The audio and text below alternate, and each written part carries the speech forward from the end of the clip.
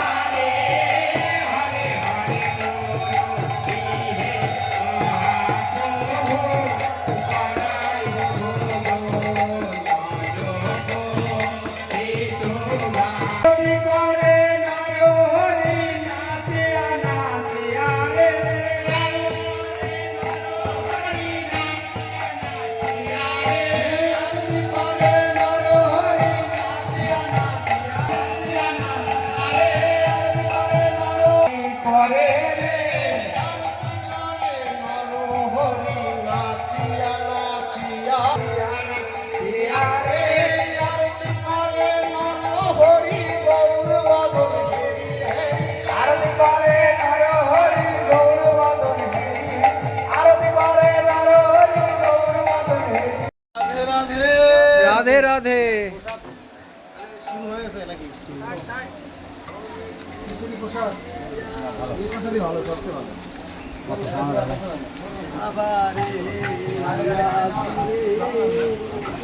এতক্ষণে দেখলেন আমাদের কীর্তনিয়া ঢুকলো, তার মানে আমাদের কীর্তন শেষ। কালিয়াগঞ্জ শান্তিকলোনি 24 প্রহর নামযজ্ঞ অনুষ্ঠান, আজকে তার সমাপ্তি দিন। তো আমাদের এখানে খিচুড়ি রান্না হচ্ছে, নামযজ্ঞ অনুষ্ঠান যেহেতু শেষ, আজকে তার শেষ দিন, সব কিছু শেষ হয়ে গেল। তো খিচুড়িও আমাদের শেষের দিক, 5 কড়াই খিচুড়ি রান্না হলো, তার মধ্যে এখন শেষ পথেই চলছে। আর আমি দেখিয়ে দিচ্ছি খিচুড়ি রান্না হচ্ছে আমাদের। অলরেডি আমাদের সুমন ভাই রান্না করে হেঁপসে গেছে। তো এখন খালি গায়ে ছিল এতক্ষণে, কারণ রান্না যে গরম পড়ছে, আমাদের জ্যৈষ্ঠ মাসের গরম ফাটিয়ে দিল একবারে। তো গেঞ্জি পরে নিল। এই যে আমাদের খিচুড়ি, এটা প্রথম নৌকা, এক নৌকা। এই যে সব সরঞ্জাম আমাদের দেখানো যাচ্ছে, সব খালি খালি, তার মানে শেষের দিক। তাই হয়তো ডাল থাকলে আরও 2 কড়াই খিচুড়ি নামানো যেত। স্টকে রাখা হয়েছে আরও 2 নৌকা। 3 দিন ব্যাপী যে আমাদের কীর্তন হয়ে গেল, খুব সুন্দরভাবে হলো। আমরা বুঝতেও পারিনি 3 দিন কেমন করে কেটে গেল। তো আমরা শান্তি কলোনিবাসী, তো সবাইকেই বলছি যেন আমরা আর বছর আবার নতুন করে এই কীর্তন আবার ভালো মতন করতে পারি। তো বন্ধুরা, আমি সুমন ভাইকে কিছু জিজ্ঞাসা করলাম, সে কমিটির মধ্যে আছে আর খুব বিশাল বড় দায়িত্ব নিছে।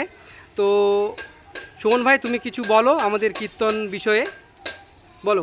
শান্তিকলোনি 24 প্রহর নামযজ্ঞ অনুষ্ঠানের আর শেষ দিন, কীর্তনটা হচ্ছিলই না, কয়েকজনের প্রচেষ্টায় কীর্তনটা হচ্ছে, খুব কষ্ট করে সবাই করে।